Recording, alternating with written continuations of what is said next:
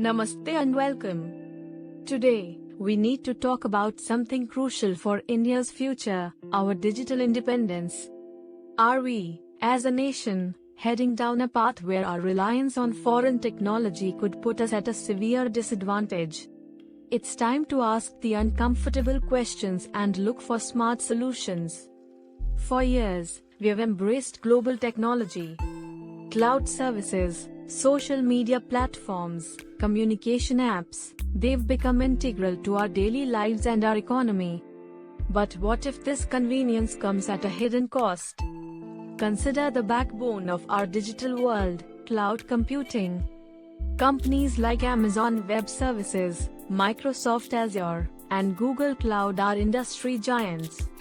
They provide the infrastructure that powers everything from our e-commerce sites to government services, even many Indian-made apps. We have outsourced a significant portion of our digital foundation. The problem isn't just about data security or privacy, though those are huge concerns.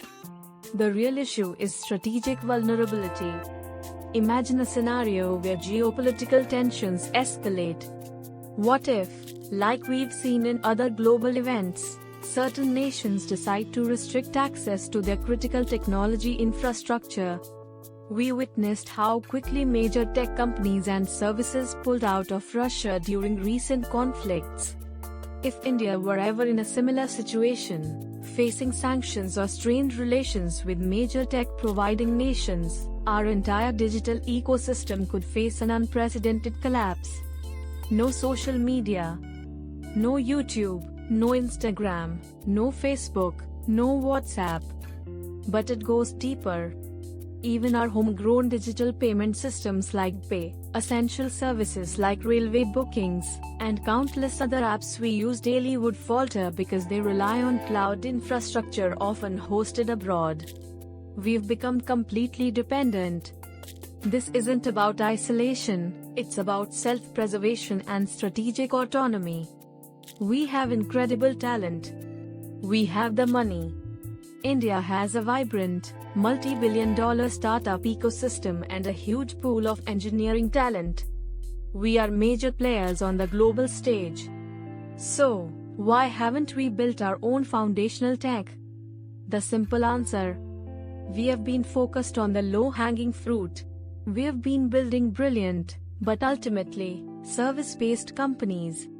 Think about it: food delivery apps, grocery delivery, ride-sharing, and fintech that operates on top of existing global infrastructure.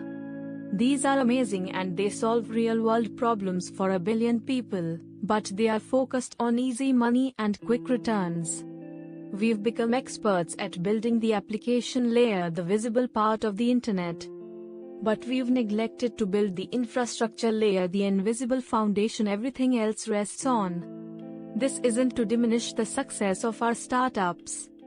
They have created millions of jobs and immense value. But it's a wake-up call. We have the capability to be more than just a services economy. We have the power to build the next generation of foundational technology that will secure our digital future. So, what's the solution? We have to act smart. It's time for a robust digital Swadeshi movement. We need to prioritize and aggressively develop our own software and cloud infrastructure. This means investing heavily in Indian-owned and operated cloud services. We need to create alternatives to AWS, Azure, and Google Cloud that are built and managed within our borders. This isn't just about server space, it's about developing the talent, the intellectual property, and the entire ecosystem around it. Furthermore, we need our own social media platforms, our own communication apps. This isn't to replace global platforms entirely, but to provide secure, resilient, and India-first alternatives that can stand strong in any storm. This will foster innovation, create jobs, and most importantly, safeguard our national interests. Imagine an India where our digital future is entirely in our hands, an India that is a net provider of digital solutions, not just a consumer. This isn't an overnight task. It requires sustained government support, private sector innovation, academic research, and a collective national will. It's an investment in our sovereignty, our economy, and our future generations. What do you think? Is India doing enough to secure its digital future? Should we accelerate the development of our own cloud infrastructure and social media platforms? Share your thoughts in the comments below. Let's start this crucial conversation.